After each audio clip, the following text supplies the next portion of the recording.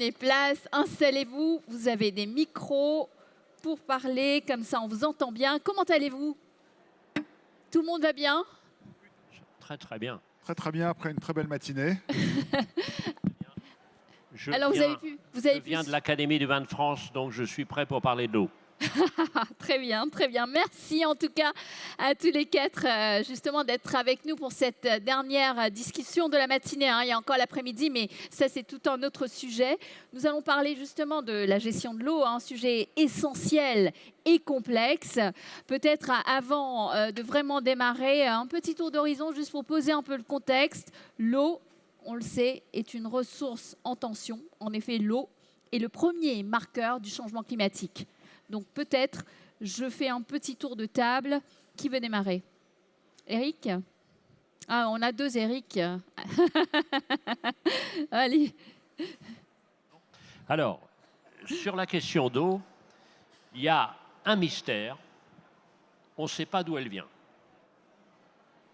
Et la deuxième vérité, c'est que depuis le début des âges, il y a la même quantité d'eau. Donc il ne faut pas dire que l'eau passe, l'eau circule. L'eau, c'est un cycle, premièrement. Deuxièmement, l'eau est inégale. Inégale dans le temps et inégale dans l'espace. Et les endroits où il y a eu déjà beaucoup d'eau en aura encore plus. Et les périodes où il y a eu beaucoup d'eau, il y en aura encore plus aussi. C'est-à-dire l'inégalité dans le temps et dans l'espace. C'est-à-dire qu'il y a une notion qu'on avait appris quand on était à l'école, qui s'appelle le climat tempéré, c'est fini. C'est autre chose. C'est plus tempéré. Troisièmement, la rareté. Quand vous avez la même quantité et qu'il y a des usages de plus en plus importants, eh bien, il faut que ça tourne plus. Donc, le recyclage est un élément absolument clé. Troisièmement, question de gouvernance. Gouvernance dans l'espace et gouvernance dans le temps. Quand on fait des réserves, je ne dis jamais bassine. Si vous dites bassine, vous êtes mort. Des réserves. Quand vous faites des réserves, il faut savoir comment on va gérer dans le temps. Si vous épuisez la ressource, au bout d'un moment, ça ne va pas marcher. Mais aussi la question de l'espace. Il se trouve que j'enseigne à l'école de guerre et qu'il y a évidemment des conflits croissants à propos de l'eau.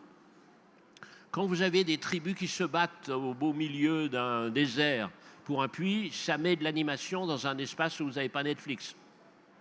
Si vous avez des métropoles qui se battent ou des pays comme l'Égypte et l'Éthiopie, c'est-à-dire 100 millions d'habitants, 110 millions d'habitants, pour le Nil, l'enjeu, il est clé. Donc, la notion d'hydrodiplomatie est clé. Mais c'est aussi valable chez nous. Quelle est la bonne échelle? Et évidemment, c'est le bassin. Quand on gère le Rhône, il faut gérer l'ensemble, notamment avec les Suisses. Qu'est-ce qu'on fait avec le Rhône? Et on voyait ça avec la Bretagne, etc. Donc, la question de la gouvernance, c'est aussi la question des territoires. Quel est le bon territoire et quel est le bon espace de temps qui permet de gérer?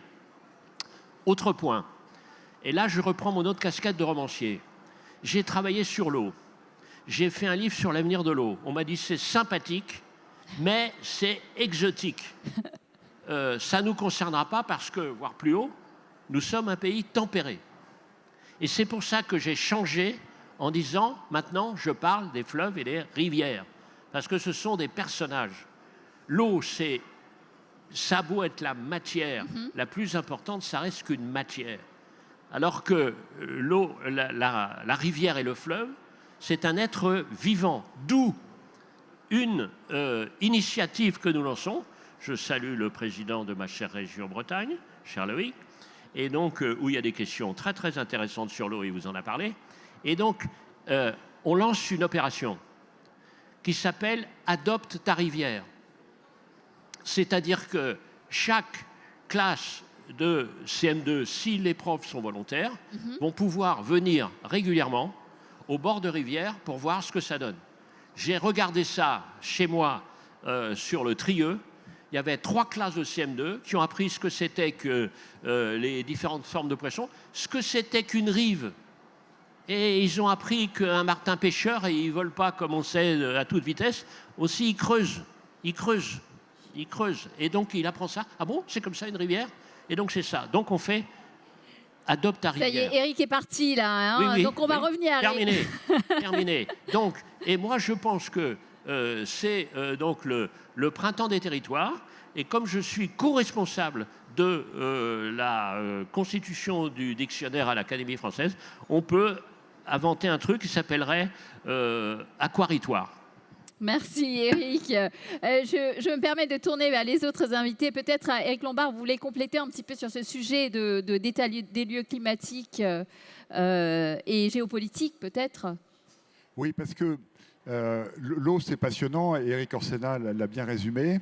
En fait, quand on parle de transformation écologique et énergétique, une des difficultés que nous avons, c'est que tout le monde se représente les investissements qu'il faut pour changer le mix énergétique, changer les mobilités, modifier tous les immeubles, mais il y a un petit côté qui reste un peu abstrait, malheureusement. Le sujet de l'eau, il est déjà extrêmement concret. En fait, les difficultés qui touchent l'eau, elles sont présentes. Elles sont déjà présentes. Elles sont présentes au plan international. On voit bien que dans certaines parties du monde, il y a des guerres de l'eau qui se préparent parce que l'enjeu d'accès à la ressource va devenir décisif. Vous savez que la Caisse des dépôts, dans son rôle vis-à-vis de ses homologues africaines, tient un forum des caisses et on a décidé d'ouvrir un dialogue de la Méditerranée. On a eu une réunion à Rome il y a quelques semaines avec nos homologues du Maroc et de la Tunisie. Le stress hydrique pour les investisseurs de long terme, évidemment pour les États du sud de la Méditerranée, c'est aujourd'hui. Et la façon d'y répondre, c'est un enjeu décisif. Et puis évidemment, chez nous, on voit bien les situations de sécheresse chronique, mais qui accompagnent des inondations, y compris dans des territoires où l'eau arrive de temps en temps. On voit bien les effets de l'artificialisation des sols qui peuvent être tout à fait dramatiques. Et tout ça dans un moment où la prévision qu'on a, c'est que les besoins d'eau vont s'accroître. Et il y a un sujet dont il faut qu'on soit bien conscient. On sait qu'il y a un mur d'investissement dans tous les domaines énergétiques, etc. Vous savez que la Caisse des dépôts, Olivier Sichel l'a rappelé ce matin, va engager 100 milliards d'euros pour cela. Une part très importante de ces fonds vont toucher la question de l'eau. Parce qu'en réalité, et je suis sûr que les élus vont en parler plus précisément, les réseaux d'eau datent entre le 19e siècle, cher Christian Estrosi, et la sortie de la Deuxième Guerre mondiale. Et au bout de 60 ans ou plus, il faut les refaire. Il faut refaire les réseaux d'eau. Et il faut aussi, à un moment où l'eau récupère tout un tas de saletés que produit notre vie quotidienne, investir pour la rendre consommable. Et ces investissements sont encore plus importants.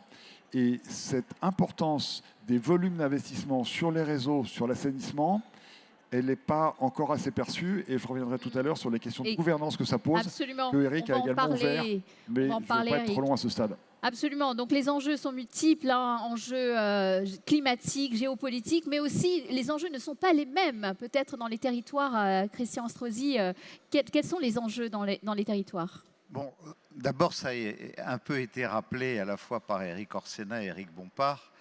Toutes les situations sont très différentes. Mais en même temps, nous sommes chacun individuellement, quand on est gestionnaire de territoire, que ce soit ici ou de l'autre côté de la planète, de l'avenir de l'humanité. Je crois que l'eau, c'est le principal défi des décennies à venir. Et d'ailleurs, j'adore la composition de cette table ronde, avec des décideurs publics, un banquier, et à la fois un scientifique et un écrivain. Tu allais dire un escroc? Non, mais vous savez, nous, on n'est pas toujours crédibles. Il faut dire les choses. Et s'appuyer sur une vision scientifique quand on décide. Et d'ailleurs, quand le banquier décide de nous accompagner, il vérifie si un certain nombre de critères sont au rendez-vous ou si au contraire, on n'est pas en train de se lancer dans des dérives épouvantables.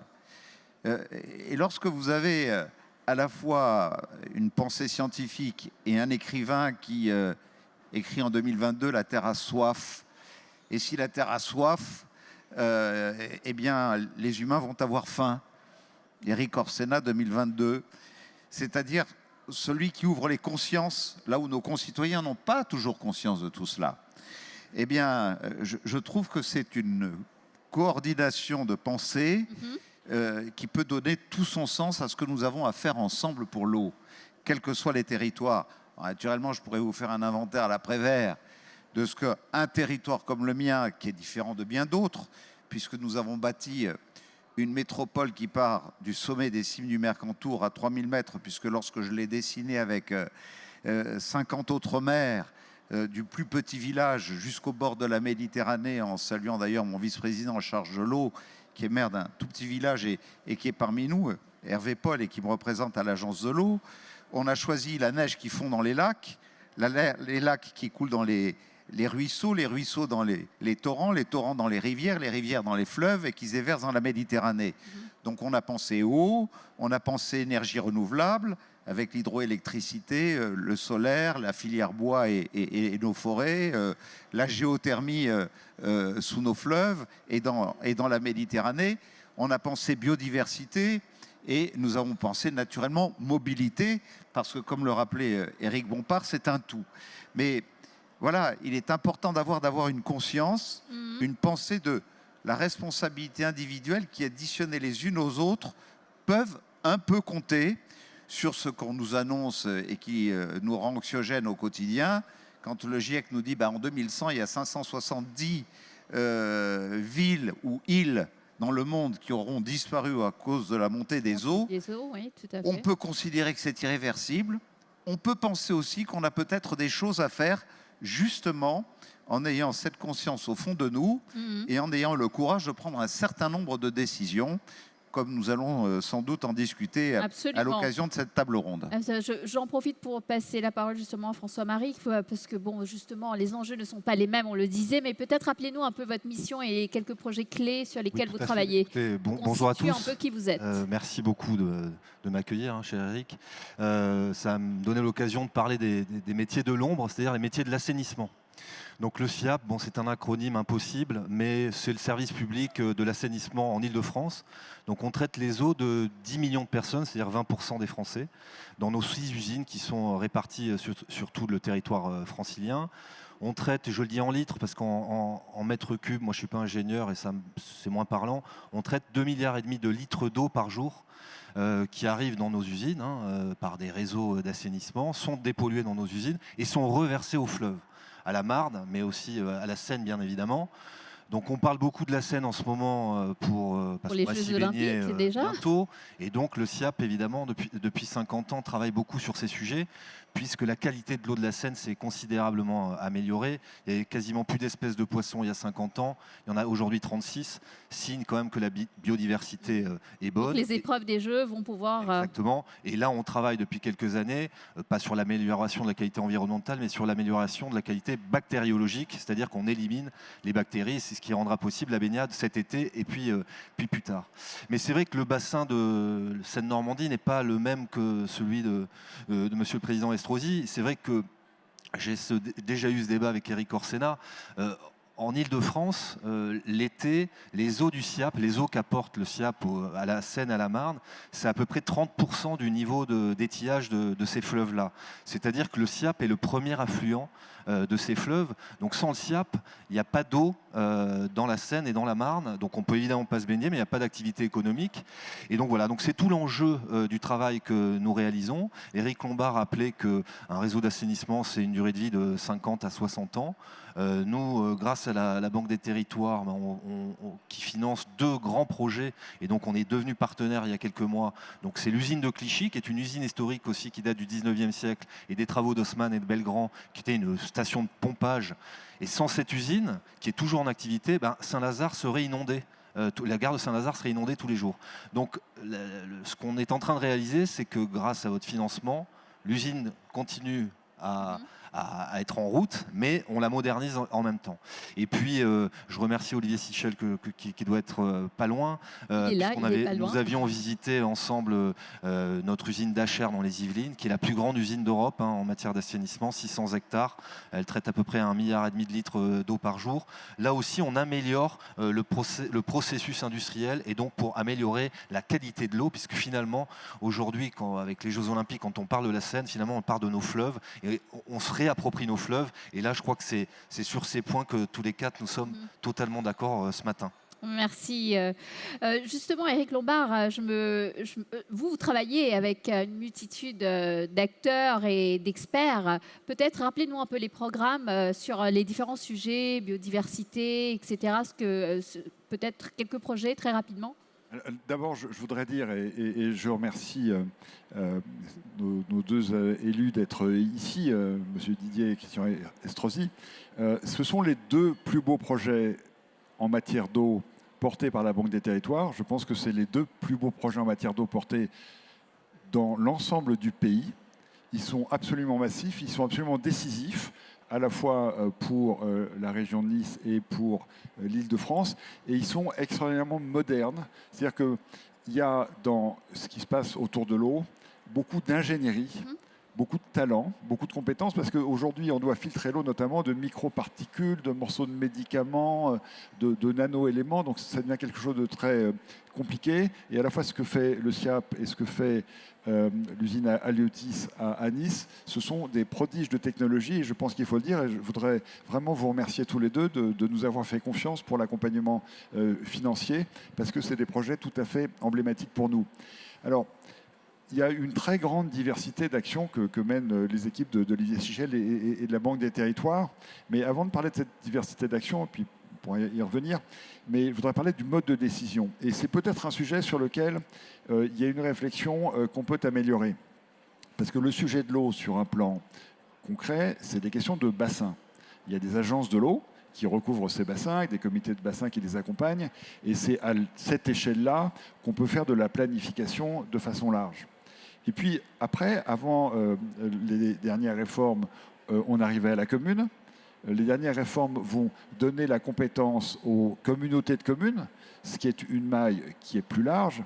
Mais on voit bien que la communauté de communes, par rapport au bassin, on a quand même peut-être quelques espaces à combler de façon à ce que les programmes soient faits de façon plus cohérente. Je vais donner deux exemples rapidement. Vous savez qu'on est à la fois actionnaire de la Compagnie nationale du Rhône et d'une grande entreprise d'eau qui s'appelle Baronne Languedoc, qui puise l'eau du Rhône juste avant le delta et qui irrigue tout le Languedoc, sans quoi il n'y aurait pas de vie, parce qu'il n'y aurait simplement pas d'eau et puis pas d'activité. Les investissements pour que tout cela fonctionne remontent sur le débit du Rhône, et puis ensuite sur l'ensemble des infrastructures. Et on a un sujet du même ordre au pied des Pyrénées, avec la Compagnie des Coteaux de Gascogne, magnifique société également, qui prend l'eau qui arrive des Pyrénées, et sans la dérivation qui serait prise sur cette eau, le Gers n'aurait pas d'eau non plus. Et donc on voit bien l'ampleur géographique des sujets. Les inondations que nous avons vues dans le Nord relèvent, elles, de l'aménagement du territoire et notamment de la façon dont l'agriculture a été remembrée, ce qui fait qu'il n'y a plus les haies qui ralentissent l'écoulement de l'eau. L'eau arrive trop vite dans les vallées et il se passe... Et donc, la politique de l'eau demande une très grande coordination d'un grand nombre d'acteurs. Alors, évidemment, c'est un rôle que nous jouons, mais sur lequel une réflexion peut-être de nature plus politique, et là qui revient à mes voisins de table ronde, pourrait être utile. Absolument, absolument. Merci Éric Lombard. Donc justement, on parle plus facilement des enjeux liés autour de l'énergie. Souvent, on entend, c'est beaucoup plus... voilà, tout le monde en parle. Mais quand il s'agit de l'eau, on en parle un peu moins. Mais par exemple, quand on parle de gouvernance, là, on va parler comment améliorer justement la gouvernance de l'eau et la gestion de l'eau. Mais c'est un sujet pour moi aujourd'hui, en tout cas, qu'on n'en parle pas assez. C'est un vrai... pour moi, c'est aussi important que l'énergie d'une certaine manière. Et pourtant, on n'en parle pas beaucoup. Donc, l'État français, je sais, par exemple, ambitionne de réduire sa consommation d'eau de 10%. Et d'ailleurs, corrigez-moi si j'ai tort, je sais qu'il y a cet objectif avec l'installation des dispositifs d'hydro-économes dans les bâtiments publics, etc. Et ça devrait aller un peu plus loin dans les institutions privées. Vous avez un peu une idée, qu'est-ce que cela donne dans la pratique? Qu'est-ce qui est fait? Je ne sais pas si vous pouvez construire là-dessus. Oui. Alors, je souscris à ce qu'a dit Éric Lombard. Moi, j'aurais même milité pour qu'il y ait un ministre de l'eau dans le gouvernement qui a été nommé il y a quelques mois. Je pense que ça pourrait être une idée que vous pourriez soumettre au président. Il suffit de demander à Éric Orsena, ça sera fait. Exactement, Éric Orsena ferait un très bon ministre de l'eau. Non, il y a un sujet, effectivement... J'ai refusé d'être ministre de la Culture, mais l'eau, oui. Il y a une très bonne ministre de la Culture. Avec un secrétaire d'État au vin. Non, c'est vrai que je crois que, évidemment, qu'il faut être vertueux dans la consommation d'eau. Mais il faut savoir que le SIAP, donc, c'est un service public. Donc, notre seule recette, c'est la facture d'eau. Et cette facture d'eau, elle est liée au niveau de consommation. Parce que historiquement, ça a toujours été comme ça. C'est le système. C'est le système. Donc, c'est vrai qu'on peut se poser des questions. Si moins on consomme, plus on augmente la facture d'assainissement, parce que finalement, il faut équilibrer nos recettes, ça devient difficile. Donc je pense que oui, il faut il faut trouver des solutions pour réduire notre consommation d'eau. Ça peut être la question des réutilisations de l'eau usée. Pas forcément en Ile-de-France, je vous le disais, puisque nous, il y a des pays qui le font très brillamment d'ailleurs. C'est fait dans beaucoup de villes qui sont littorales. Et je pense que là... Et nous, on est très en retard sur ce sujet d'ailleurs. L'utilisation des eaux usées de manière pratique, pragmatique. Christian Estrosi va vous en parler beaucoup mieux que moi, mais je crois que c'est vraiment sur ces villes littorales où il faut mettre l'accent sur la réutilisation des eaux usées pour justement être le plus vertueux possible. Dans le bassin francilien, je vous disais, premier affluent de la Seine, c'est compliqué de réutiliser les eaux usées puisqu'elles sont nécessaires au fleuve. Peut-être Christian. Non, mais ce que tu dis... Et la réalité, on doit jouer sur tous les volets. Aujourd'hui, naturellement, nous avons à faire en sorte que les ménages aient un usage plus vertueux. Mais en même temps, on ne peut pas donner des leçons aux ménages et pas s'en donner à nous-mêmes. Parce que les plus gros consommateurs, ce sont malgré tout les collectivités qui ont souvent tendance à gaspiller. Aujourd'hui, nous avons le bénéfice d'avoir des technologies, et je salue, parce qu'on critique souvent la souveraineté industrielle française. Enfin, il faut le dire, pour moi qui étais ancien ministre de l'Industrie, nous avons sans doute, dans le domaine de l'eau et de l'assainissement et de l'énergie, quelques-uns des fleurons planétaires qui sont des industries françaises et qui, pour la plupart, interviennent dans les règles des marchés publics à la loyale, sur les gros chantiers qui sont les nôtres, et notamment ceux qui sont accompagnés par la Banque des Territoires.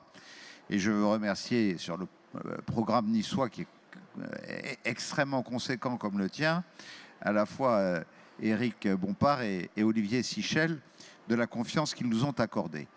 Vous avez d'abord, quand on est sur des cycles de l'eau comme ceux que j'ai rappelés tout à l'heure, les fuites. Se dire, je mets la poussière sous le tapis, en quelque sorte, et je ne regarde pas. Nous, on a un réseau de la Compagnie Générale des Eaux qui remontait à la fin du 19e siècle. 1860, le rattachement de Nice à la France, et on fait venir l'eau de la montagne, l'eau des lacs, l'eau de la Vésubie, de la Tinée, et on fait un réseau de 3000 km d'eau potable. Aujourd'hui, j'ai à gérer un réseau de 3000 km. On avait près de 30% de perte d'eau, c'est-à-dire 3 millions de mètres cubes d'eau par an, facturés aux ménages. Facturés aux ménages. On a fait plus de 20% du chemin. On a investi en 10 ans 270 millions d'euros pour colmater les fuites, et on vient de signer avec l'agence de l'eau un contrat pour finir. Ça, c'est fait. Il y a la réutilisation. Et la réutilisation, c'est là qu'on voit combien, quand on parle d'eau, on ne peut pas parler d'eau sans parler d'assainissement. C'est pour ça que nous avons fait, nous, une régie directe, parce que je préfère gérer les choses en direct que les confier à d'autres, qui gèrent à la fois l'eau et l'assainissement.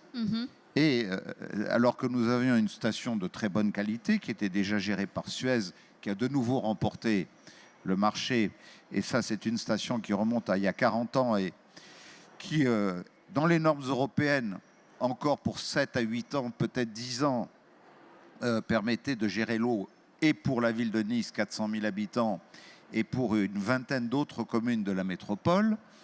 Eh bien, sur ce que j'appelle Aliotis 2, puisqu'elle s'appelle Aliotis 1, Aliotis 2, où nous sommes accompagnés de manière considérable par la Banque des Territoires à hauteur de 600 millions d'euros sur un projet de plus de 700 millions d'euros. Ça fait quoi de passer de Aliotis 1 à Aliotis 2? Ça nous garantit que pour 60, 70 ans, peut-être plus, on s'est mis en sécurité. On va consommer 10 fois moins d'énergie pour traiter l'eau. Nous allons traiter les boues sur place alors qu'il fallait les amener jusqu'à Fos-sur-Mer. C'est de l'empreinte carbone. Nous allons produire de la méthanisation qui va être réutilisée sur les transports en commun. Nous réussissons en même temps à renvoyer sur un deuxième réseau parallèle au réseau d'eau potable de la ville de Nice, qui est un réseau brut, de l'eau qui est totalement réutilisée pour arroser tous les espaces verts, arroser tous les espaces publics pour les services de la propreté et du nettoiement. Et quand vous savez que ça va aussi en parallèle avec l'eau et l'assainissement, nous renaturons 70 hectares en démolissant 70 hectares d'îlots de chaleur sur la ville et en plantant plus de 280 000 arbres sur ces 70 hectares, on a besoin de ce réseau d'eau brute où on ne va pas pomper sur les réserves naturelles, mais on va réutiliser l'eau qui est traitée par Aliotis 2 sur ce projet industriel fantastique. Pour ces usages-là. Et j'y ajoute naturellement qu'en même temps, nous pouvons nous connecter à un autre projet industriel où là, c'est Dalkia qui a remporté le marché, qui nous permet de faire un réseau de froid et de chaud, un réseau de chaleur surtout, pour toute la plateforme aéroportuaire de Nice, qui est le deuxième aéroport international de France, connecté à 150 destinations directes dans le monde, et toute la partie ouest de Nice. Donc c'est vous dire combien un projet industriel comme celui-là, accompagné par la Banque des Territoires, va apporter des réponses incroyables. Je terminerai en disant juste une chose. Naturellement, le ménage doit participer à tout cela. C'est un service. Et je vois les imbéciles qui naturellement disent « Regardez, grand projet industriel, le coût, etc. » Nous demandons une augmentation progressive de la facture de 13%. C'est-à-dire que sur 120 mètres cubes d'eau utilisée en moyenne par an par un ménage en moyenne, ça représente à peu près 5,7 € par mois. 5,7 € par ménage et par mois sur un projet qui garantit l'avenir. Pas pour nous. C'est un pasteur américain au 19e siècle, je crois, qui disait le politicien ne pense qu'à sa réélection et l'homme d'État pense aux générations futures. Bon, ben, je souhaiterais que tous ces politiciens de bas étage, en quelque sorte, qui essaient de s'opposer à des grands projets comme ceux-là que nous réalisons, deviennent un peu plus hommes d'État. Merci Christian. Moi j'aimerais bien avoir la réaction d'Éric Orsena sur ce sujet. Alors ce que vient de dire le maire de Nice, c'est passionnant parce que vous voyez toutes les actions qui sont menées en même temps. Donc ça veut dire que, vous voyez, le en même temps ne marche pas en politique, mais marche à Nice. C'est déjà une bonne nouvelle. C'est-à-dire ça peut marcher quelque part. Et que l'eau, c'est ça. Car l'eau en biologie, c'est le lien.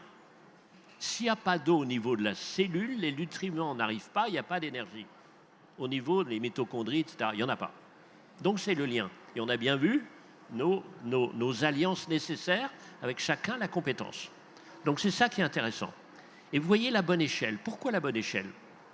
Parce que la bonne échelle, ça veut dire que chacun s'y reconnaît et qu'il y a un récit commun. Commun, c'est-à-dire différents dans chacun des territoires. En Pyrénées-Orientales et à Dunkerque, ce n'est pas la même chose. Il y a trop d'eau ou pas assez d'eau. Première remarque. La diversité, vive la géographie et vive le récit lié à la géographie. Ça, c'est un point qui est absolument clé. Deuxième point que je viens, si je suis romancier, je suis aussi économiste. Et ce qu'on voit avec l'eau, c'est très très clair que les dettes sont aussi des retards dans les équipements. Et que ça, c'est des dettes complètement invisibles, que même la Cour des comptes ne voit pas toujours, mais cette question, elle est complètement là.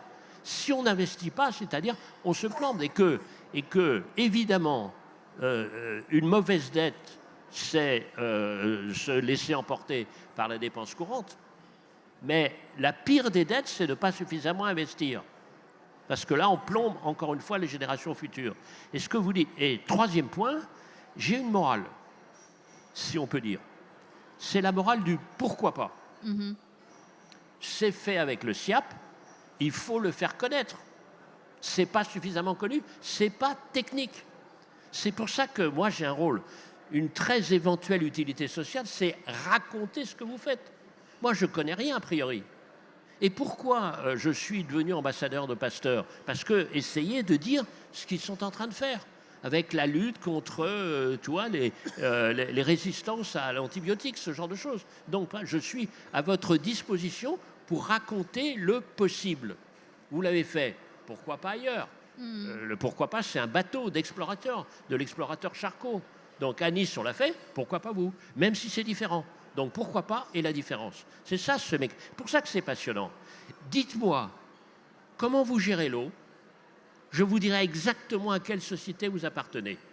L'eau, c'est pas le miroir pour voir sa gueule, puis ça dépend de la gueule qu'on a.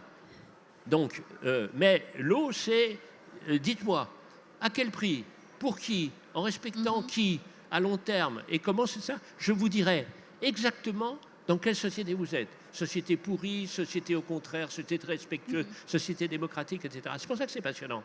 C'est pour ça que moi, je me bats pour que ça soit dans les écoles. Bien sûr. Comprenez? Parce que l'eau, c'est ça qui est complètement ambivalent. C'est-à-dire l'eau, c'est évidemment la vie. On voit bien que s'il n'y a pas d'eau, il y a la vie, mais c'est la mort. Pasteur, mon maître, celui dont j'ai l'honneur et l'escroquerie de mal occuper le siège à l'Académie française, disait « Nous buvons 80% de nos maladies quand même ». Et, donc, et on l'a bien vu au moment du Covid où on voyait bien le taux de contamination dans l'eau. Donc c'est pour ça que l'eau, c'est... Pardon, mais oui, j'arrête. Merci Eric. Il me reste 6 minutes, il me reste une dernière question, ce qui veut dire à peu près 1 minute et un peu moins d'1 minute 30 pour chacun. La dernière question, bon, elle est évidente, elle est logique. Comment est-ce qu'on peut améliorer justement la gouvernance et la gestion de l'eau en incluant l'ensemble des acteurs autour d'une gouvernance qui soit ouverte, plus efficace, plus lisible? Évidemment, il faut innover, investir, j'imagine, coopérer. Et c'est peut-être, je vous laisse tous apporter vos derniers, on va dire. En termes de gouvernance, naturellement, d'abord, on est obligé de s'appuyer sur les règles qui sont fixées par le CGCT, l'organisation des territoires et leur organisation administrative, ce que je regrette d'ailleurs. Parce que même si quelquefois des intercommunalités arrivent à se mettre d'accord entre eux, il y a trop souvent des sujets politiques ou politiciens, comme je le disais. Mais dans le cadre actuel, voilà, il faut le dire, le modèle de l'intercommunalité n'est pas le plus mauvais, loin s'en faut. Vous vous rendez compte, on me dit toujours comment vous faites dans un territoire comme le vôtre où nous administrons 3 stations de sport d'hiver et 7 ports. Il n'y a pas beaucoup qui peuvent revendiquer ça. Bon, on dit mais comment? Mais nous sommes les gestionnaires de tout ça. Mais ça donne toute la vie à cette notion de ski nautique. Absolument, Eric. Mais je crois très sincèrement que quand on sait fédérer toutes les bonnes énergies, et aujourd'hui, il y a sans doute à faire évoluer les notions de rapprochement entre intercommunalités, hein, c'est pas une organisation départementale, il ne peut pas y avoir de frontières administratives. C'est pas possible. Il ne peut pas y avoir de frontières administratives. Il faut arriver à trouver le moyen de casser ces frontières administratives pour intelligemment chercher les bassins, les zones littorales, les zones fluviales et les coordonner entre elles naturellement. Merci Christian. Éric Lombard, François-Marie. Écoutez, moi je le redis, mais c'était mon souhait qu'il y ait un ministre de l'eau. Je pense que ça aurait tout son sens dans les temps dans lesquels nous sommes. Sur la gouvernance, je pense que Christian Estrosi a tout dit, et surtout c'est un grand maire et un grand président de métropole. Le SIAP, c'est une particularité administrative. On a un syndicat interdépartemental. Donc on a même notre article dans le Code général des collectivités territoriales, mais c'est l'histoire du SIAP. Comme la métropole de Nice s'est construite par l'histoire, par l'envie de travailler ensemble entre des élus, c'est ça qui, je pense, qui doit être déterminant. Le SIAP, voilà, c'est 50 ans d'histoire, mais je travaille moi avec les élus locaux, puisqu'on a 6 usines, donc forcément je suis en lien direct avec les maires qui hébergent nos usines, qui sont aussi qui apportent leur nuisance. Donc on essaie de travailler main dans la main. Voilà. Mais je crois que l'échelle du bassin est évidemment la meilleure échelle. Et ensuite, voilà, moi je suis très heureux d'être avec Christian Estrosi ce matin, mais c'est vrai que sur ces sujets, je serais très heureux qu'on se voit plus régulièrement et qu'on parle finalement à l'échelle du pays de voilà, qu'est-ce qu'on peut faire, parce que ce n'est pas les mêmes zones à Dunkerque, à Nice ou à Paris. Bon, vous l'invitez pour avoir... voilà, je pense que l'invitation est lancée, donc il faut travailler ensemble. Éric, peut-être Éric Lombard. Éric, je terminerai avec vous, Éric Orsenna. Moi, je suis prêt. Tu m'appelles, j'arrive. En plus, par rapport à Tintin, je n'ai pas Milou. Mais autrement, Tintin. Mais Tournesol. Tintin et Tournesol. On vient de dire que c'est toi qui terminerais. Juste un mot sur Bien Éric. sûr, je viens. Appelez-moi. Sur Éric Orsenna, nous accueillerons en juin 2025, après 2017 à New York et 2022 à Lisbonne, la France et le Costa Rica, pour le compte des Nations Unies, organisent à Nice le sommet de l'océan, c'est-à-dire des 70% d'eau qui recouvre la planète. Et Éric Orsenna sera un des grands participants par rapport à son expérience et son savoir-faire, tout comme la Banque des Territoires. Parmi tous les grands financiers de la planète, puisque nous devons obtenir un accord de 200 chefs d'État qui serait signé et ratifié à Nice pour la protection de ces 70%. Donc ça va être un rendez-vous majeur, parce qu'on est responsable de notre petit morceau de banquise, mais on est co-responsable de l'addition de tous les petits morceaux de banquise qu'il y a sur la planète. Et c'est aussi à regarder. Mais c'est eau douce, eau salée, même combat. Et d'ailleurs, la Banque des Territoires, c'est la banque des liquidités. Alors, il me reste 30 secondes. Je laisse Éric Lombard terminer. Alors, on va peut-être déborder un peu les 30 secondes. D'abord, on voit bien avec François-Marie Didier, avec Christian Estrosi, le rôle essentiel des élus, évidemment, comme toujours dans la République. Et peut-être pour conclure, de mon point de vue, qu'est-ce qu'on peut faire? D'abord, c'est les élus qui sont en charge et la Banque des Territoires travaille pour eux, travaille avec eux. Et ce travail, il a plusieurs échelons. D'abord, il faut étudier, réfléchir à des plans d'action. Dans les stands, il y a un très beau stand qui est celui d'Aquagir, qui met en place de la planification. Et il y a aussi des stands où vous verrez des outils, notamment des outils digitaux qui permettent de mesurer l'état des cours d'eau, le niveau des nappes. Et donc, il y a toute cette question de la donnée qui est tout à fait essentielle. Il faut innover. Il y a beaucoup d'innovations dans le domaine de l'eau. Je vais juste citer une innovation qui m'est chère, qui vient de Corse, qui s'appelle Aqua Robotics. C'est des petits robots qu'on met dans les tuyaux, un peu à la James Bond, et qui vont identifier là où il y a des fuites et qui vont les géolocaliser. Ce qui fait comme ça, pour réparer des fuites, on sera beaucoup plus efficace. Et donc, il faut qu'il y ait beaucoup d'investissement et beaucoup d'innovation. Et puis surtout, je l'ai dit, on a besoin de financement, et les deux élus l'ont dit. Il y a en réalité une dette écologique aussi en matière d'eau. Et la rentabilité en réalité de la rénovation des réseaux d'eau, si on limite les fuites, elle est absolument considérable. Simplement, il y a deux choses qu'il ne faut pas hésiter à faire. D'abord, on a hérité de ces réseaux faits il y a 60 ou 100 ans, financés. Il faut se réengager pour des rénovations qui vont porter pendant une durée aussi longue. Et il faut s'endetter sur ces durées-là. Pardon de le dire, mais comme il y a beaucoup d'élus, l'action d'un élu, et Christian Estrosi l'a dit, l'action d'un homme d'État, Christian, c'est de s'engager au-delà de son mandat. Et donc, il ne faut pas hésiter à s'endetter au-delà de son mandat. Ce pourquoi Olivier Sichel a décidé de doubler les volumes.